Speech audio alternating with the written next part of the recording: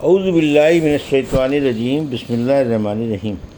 الحمد للہ رب العالمین، والصلاۃ والسلام علی سید المرسلین وخاتم النبیین، اما بعد۔ صحیح بخاری باب کتاب التفسیر، حدیث نمبر 4713، اردو ترجمہ۔ اللہ تعالیٰ کا ارشاد، اور ہم نے داؤد کو زبور دی۔ مجھ سے اسحاق بن نصر نے بیان کیا، کہا ہم سے عبد الرزاق نے بیان کیا، اور ان سے معمر نے، ان سے حمام بن منبع نے، اور ان سے حضرت ابو ہریرہ نے کہ نبی کریم صلی اللہ علیہ وسلم نے فرمایا، داؤد علیہ السلام پر زبور کی تلاوت آسان کر دی گئی تھی۔ آپ گھوڑے پر زین کسنے کا حکم دیتے، اور اس سے پہلے کی زین کسی جا چکے تلاوت سے فارغ ہو جاتے تھے۔ حدیث نمبر 4714، اردو ترجمہ۔ اللہ تعالیٰ کا ارشاد، آپ کہیے، تم جن کو اللہ کے سوا معبود قرار دے رہے ہو، ذرا ان کو پکارو تو صحیح، سو نہ وہ تمہاری کوئی تکلیف ہی دور کر سکتے ہیں، اور نہ وہ اسے بدل ہی سکتے ہیں۔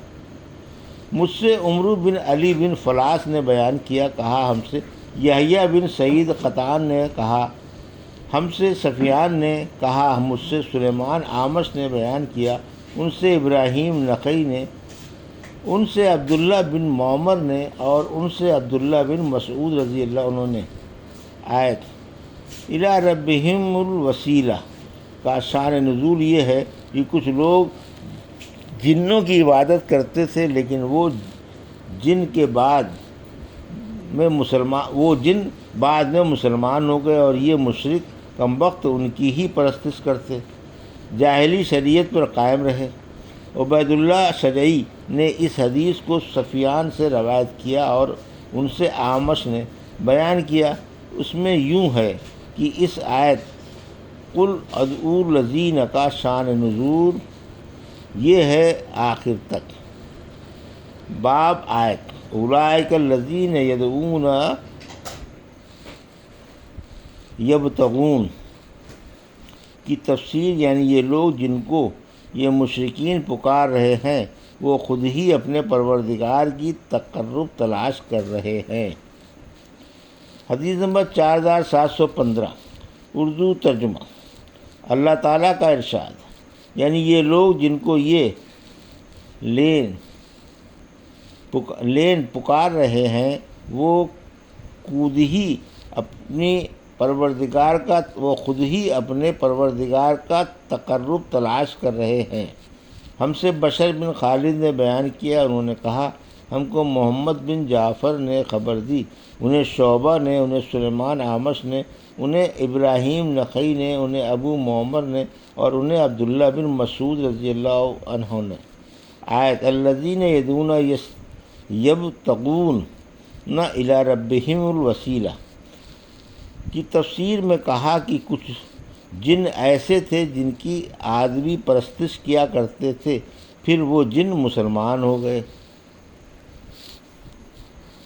حدیث نمبر 4716، اردو ترجمہ۔ اللہ تعالیٰ کا ارشاد ہے، یعنی معراج کی رات میں ہم نے جو مناظر دکھلائے تھے، ان کو ہم نے ان لوگوں کی آزمائش کا سبب بنا دیا۔ ہم سے علی بن عبداللہ مدینی نے بیان کیا، کہا ہم سے سفیان بن عیینہ نے بیان کیا، ان سے عمرو بن دینار نے، ان سے اکرمہ نے، اور ان سے حضرت عبداللہ بن عباس رضی اللہ عنہ نے بیان کیا کہ آیت وما جعلنا رؤیا التی اریناک الا فتنۃ للناس میں رؤیا سے آنکھ کا دیکھنا مراد ہے، بیداری میں نہ کہ خواب میں، یعنی وہ جو آنر صلی اللہ علیہ وسلم کو شب معراج میں دکھایا گیا، اور شجرۃ الملعونہ سے تھوہر کا درخت مراد ہے۔ حدیث نمبر 4717، اردو ترجمہ۔ اللہ تعالیٰ کا ارشاد ہے، یعنی بے شک صبح کی نماز فرشتوں کی حاضری کا وقت ہے۔ مجاہد نے کہا کہ قرآن فجر سے مراد فجر کی نماز ہے۔ مجھ سے عبداللہ بن محمد مسندی نے بیان کیا، کہا ہم سے عبد الرزاق بن حمام نے بیان کیا، کہا ہم کو معمر نے خبر دی، انہیں زہری نے، انہیں ابو سلمہ بن عبد الرحمن بن عوف اور سعید بن مسیب نے اور ان سے ابو ہریرہ تعالیٰ نے بیان کیا کہ نبی کریم صلی اللہ علیہ وسلم نے فرمایا، تنہا نماز پڑھنے کے مقابلے میں جماعت سے نماز پڑھنے کی فضیلت 25 گنا زیادہ ہے، اور صبح کی نماز میں رات کے اور دن کے فرشتے اکٹھے ہو جاتے ہیں۔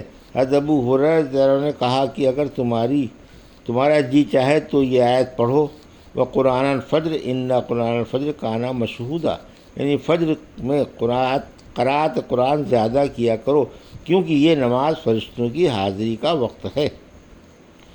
حدیث نمبر 4718 اردو ترجمہ۔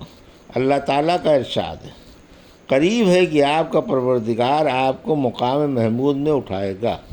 مجھ سے اسماعیل بن ابان نے بیان کیا، کہا ہم سے ابو الاحوص سلمان بن سلیم نے بیان کیا، ان سے آدم بن علی نے بیان کیا اور انہوں نے حضرت ابن عمر رضی اللہ عنہ سے سنا، انہوں نے بیان کیا کہ قیامت کے